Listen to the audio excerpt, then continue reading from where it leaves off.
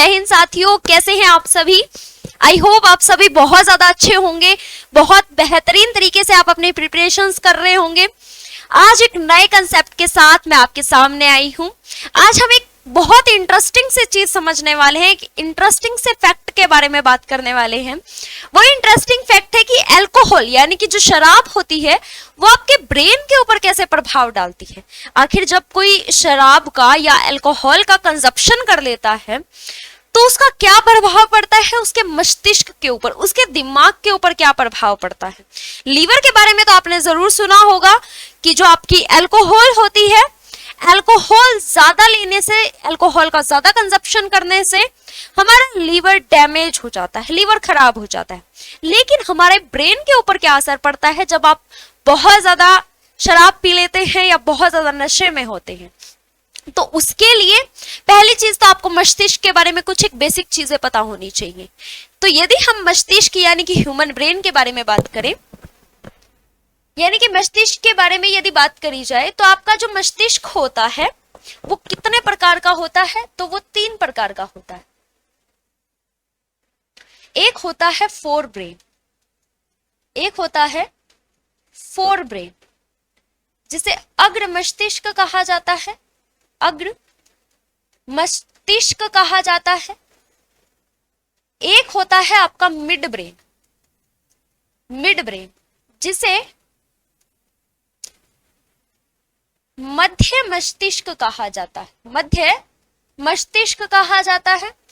एक होता है हिंड ब्रेन, हिंड ब्रेन जिसे क्या कहा जाता है, जिसे पश्चिम मस्तिष्क कहा जाता है, जिसे क्या कहा जाता है, पश्चिम मस्तिष्क कहा जाता है, पीछे वाला ब्रेन कहा जाता है।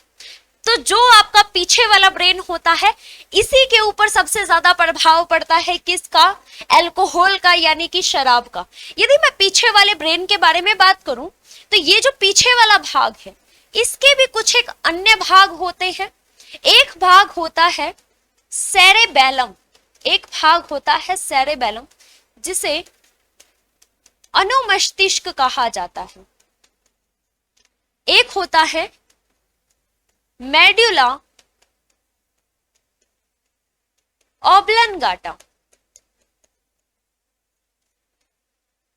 एक होता है जो तीसरा भाग इसके अंदर जिसे पोन्स कहा जाता है, पोन्स वेरोलाई के नाम से जाना जाता है, इसे सेतु के नाम से भी जाना जाता है, पोन्स वेरोलाई या सेतु के रूप में जाना जाता है।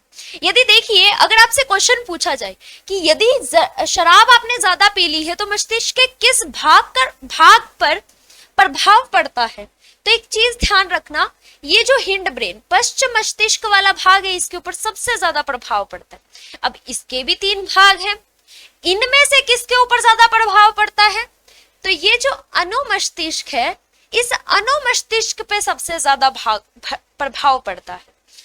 तो सबसे पहले आखिर प्रभाव क्या पड़ता है ये जानने के लिए आपको ये पता होना चाहिए कि इस मस्तिष्क का काम क्या होता है।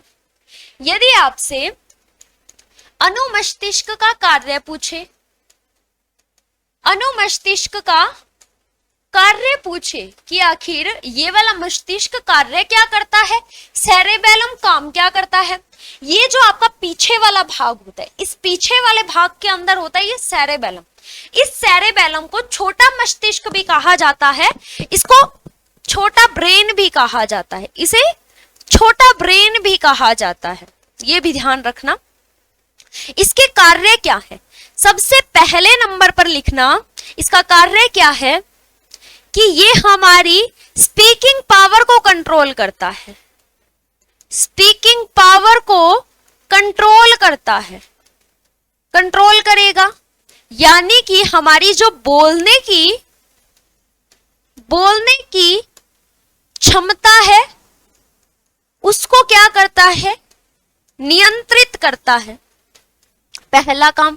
इसका दूसरा काम क्या होता है, ये हमारे बॉडी को बैलेंस करके रखता है यानी कि शरीर को संतुलन में रखता है, संतुलन में रखता है। तीसरा जो हमारी मस्कुलर मूवमेंट है मस्कुलर, जो हमारी मस्कुलर मूवमेंट है, यानी कि मांसपेशियों की गतिविधियां, मांसपेशियों की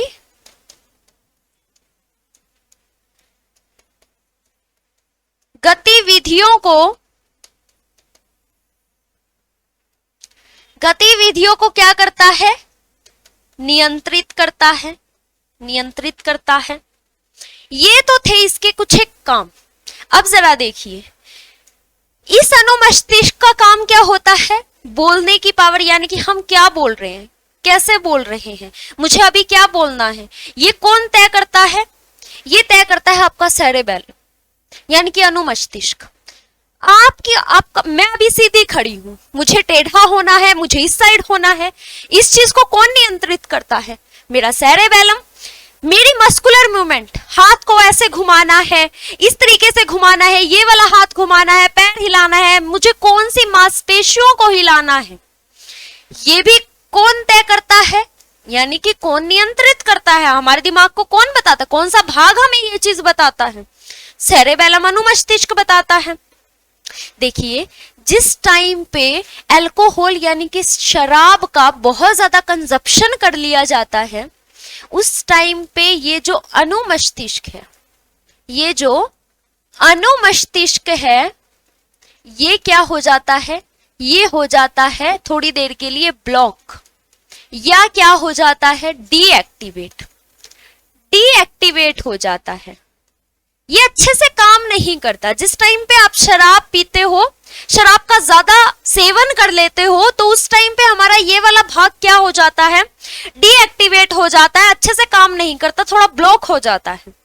अब जब ये हिस्सा ब्लॉक हो चुका है, तो आपको नहीं पता कि आपको क्या चीज बोलनी है। तो आपने एक चीज देखी होगी, जिस टाइम पे कोई शराबी शराब पी रहा होता, बहुत ज्यादा उसने शराब का कंजप्शन कर रखा है, सेवन कर रखा है, तो उस टाइम पे उसे खुद को ही नहीं पता होता कि कौन सी बात, क्या चीज बोलनी है, क्या चीज नहीं बोलनी है। हाँ, बॉडी बैलेंस, अब मैं सही चल रही हूँ, सीधी चल रही हूँ, क्यों? क्योंकि मेरा डीएक्टिवेट नहीं है सेरेबेलम। यदि सेरेबेलम डीएक्टिवेट हो गया, तो ये क्या करता है? आपने देखा होगा, किसी व्यक्ति ने ज्यादा ही शराब पी रखी है, तो उस टाइम पे वो अच्छे से नहीं चल पाता, कभी इस साइड जाएगा, कभी उस साइड जाएगा, है ना, देखा होगा। तो उसका ये वाला भाग काम ही नहीं करता। मस्कुलर मूवमेंट, मस्कुलर मूवमेंट मतलब मान के चलिए, जैसे कि किसी ने शराब का कंजप्शन कर रखा है, आपने देखा होगा, नालियों के ऊपर पड़े मिलेंगे, गली में पड़े मिलेंगे, सड़क पे पड़े हुए मिलते हैं। अगर उनको कोई लात मार के एक साइड भी कर देना, 5-6 घंटे तक उसी अवस्था में पड़े रहेंगे, हिले डुलेंगे भी नहीं। क्यों? क्योंकि हमारी जो मस्कुलर मूवमेंट है, बॉडी की बैलेंसिंग है, यानी कि शरीर को संतुलन में रखना, ये सारे काम तो हमारा सेरेबेलम करवाता है। और ये बेचारा अल्कोहल की वजह से डीएक्टिवेट हो चुका है, तो काम कैसे करेगा? आई होप ये थोड़ी बहुत जानकारी जो आपको मस्तिष्क के बारे में मिली, ये आपको बहुत ज्यादा अच्छी लगी होगी, बहुत काम के लिए। यहाँ से क्या आपको एक इंटरेस्टिंग फैक्ट का भी पता लगता है, और आपको सबसे बड़ी बात किस चीज का पता लगता है कि इसके कार्य क्या होते हैं। एग्जाम में आपसे क्वेश्चन किस प्रकार से पूछा जाएगा? स्पीकिंग पावर यानी कि बोलने की अक्षमता को कौन कंट्रोल करता है? हमारा पीछे वाला भाग, हमारे मस्तिष्क का पीछे वाला, पश्चिम मस्तिष्क, पीछे वाला भाग। और पीछे वाले भाग का कौन सा उपभाग? सेरेबेलम यानी कि अनुमस्तिष्क। हमारे बॉडी को बैलेंस करके कौन रखता है? सेरेबेलम करता है। हमारी मस्कुलर मूवमेंट, मांसपेशियों की गतिविधियों को कौन नियंत्रित करता है? तो हमारा सेरेबेलम करता है। आई होप ये वाली जानकारी आपको बहुत ज्यादा अच्छी लगी होगी। यहां से आपको सेरेबेलम के कार्यों के बारे में पता लगा होगा, कुछ एक चीजें आपको सेरेबेलम के बारे में पता लगी होंगी। एक और चीज ध्यान रखिए, ये जो सेरेबेलम भाग है, ये सबसे छोटा भाग होता है आपके ब्रेन का, इसको छोटा भाग भी कहा जाता है मस्तिष्क का। यही कुछ कंसेप्ट थे, यही कुछ फैक्ट था जो आपके एग्जाम के पॉइंट ऑफ व्यू से भी आपको समझाने के लिए जरूरी था। और यहां से आपको एक अच्छा सा कंसेप्ट भी मिल चुका है कि मस्तिष्क 3 भागों में विभाजित होता है, अग्र मस्तिष्क, मध्य मस्तिष्क और पश्चिम मस्तिष्क। इसके फिर 3 भाग होते हैं, सेरेबेलम, मेडुला ऑब्लंगोटा और पोन्स वेरोलाई। जय हिंद साथियों। बहुत अच्छे से तैयारी करते रहिए। आई होप आप सभी को ये वाले कंसेप्ट बहुत अच्छे से समझ आ रहे हैं। इसी प्रकार के कंसेप्ट के साथ जुड़े रहिए हमारे साथ। Thank you so much.